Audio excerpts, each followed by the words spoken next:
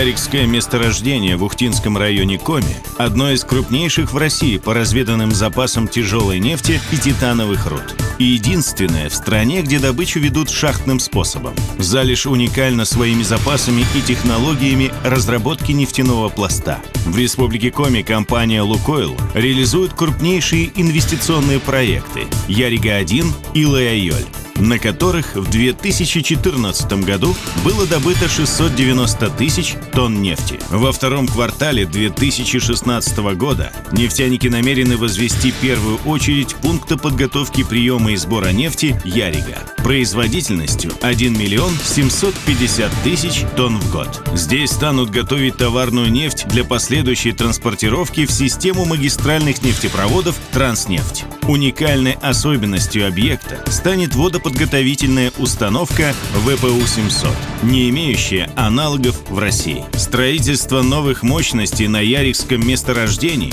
позволит к 2017 году более чем в 2,5 раза повысить объемы добычи нефти до 1 миллиона 918 тысяч тонн, а к 2021 году до 3,5 миллионов тонн. Сделано в Коми.